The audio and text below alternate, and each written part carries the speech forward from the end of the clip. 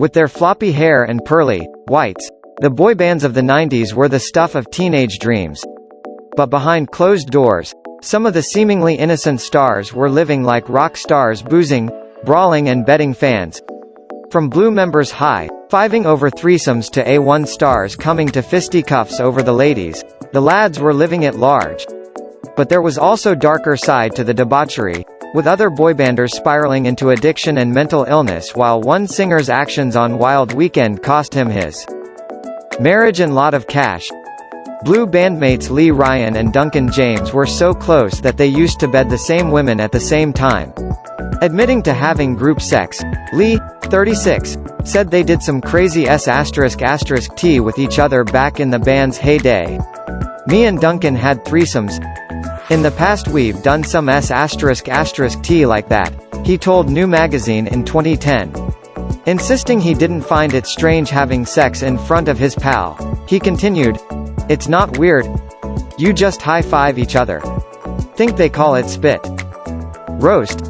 As the band's resident hellraiser, Lee also got himself banned from strip club for betting 5 of the dancers in 5 days.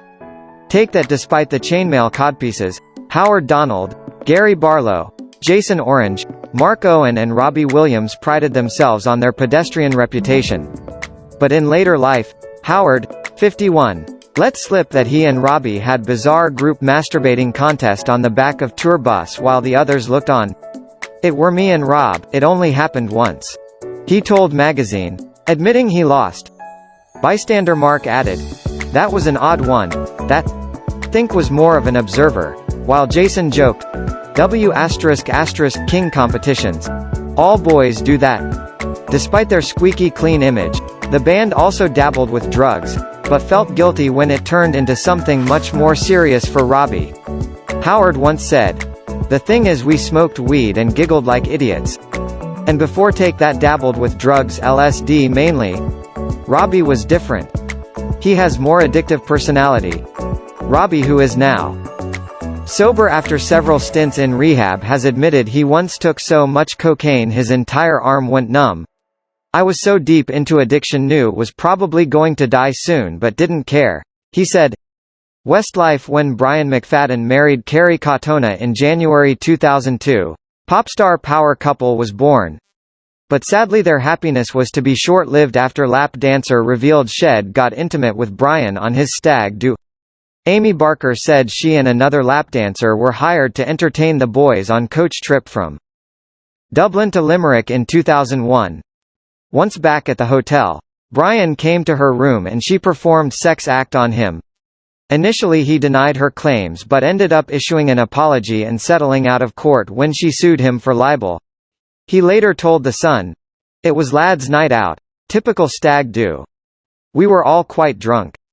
I was sitting on the edge of the bed when the woman undid my flies and began to perform oral sex. Was disorientated. It was very unexotic and unerotic. It lasted all of 30 seconds before came to my senses and realized how stupid was being. I felt guilty, ashamed, grubby. It had started as bit of laugh and gone too far, ended in disaster." The episode ended his marriage to Carrie, 39, which he then branded sham, claiming they'd only married for the money. "The day my marriage ended was on the stag night," he told Reveal magazine. "That was the time felt this is not supposed to be. Me and Carrie didn't even see each other on our wedding night. If we hadn't had kids, the marriage wouldn't have lasted as long as it did." 5 band member Abs Love had partied hard with the group, but when they split in 2001 he spiraled into addiction and psychosis and saw the devil. "I didn't want the band to split at all. Was lost. They were my lifeline. Didn't have any friends or family at the time. Started hanging around the wrong people, paying people to be my friend," the 40-year-old told Loose Women in 2018. "I met the devil and it looked like me. Don't know what it was. Was so far off. Remember my heart palpitations felt like they were punching through my chest into the mattress. It happened twice. And the voice said one more time and we're gonna take you." It wasn't exactly like that but knew then had to sort it. Having hit rock bottom, he fled London for rural Wales and went cold turkey. "I didn't go to rehab. It's the worst thing you can do. My 2 dogs were my shock absorbers. They'd love me and they'd take away my pain," he said.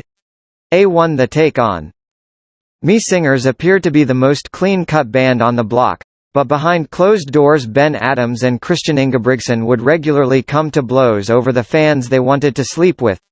Their bandmate Mark Reed told The Big Reunion, "Ben and Christian were very competitive. There was always clash. For some reason they'd always go after the same girl. This is going to cause problems. If Christian was interested in girl, Ben would think, I can go for her and can get her before him." Recalling one particularly vicious bust-up, Ben said, "One time Christian was going to punch me and he must have thought, this is bad idea, so he opened his hand and slapped me instead." And Christian admitted he was deeply jealous of his nemesis. "Ben was the most popular one in the group and there was envy from my side," he said. "He always loved to be the center of attention and wanted to be there too.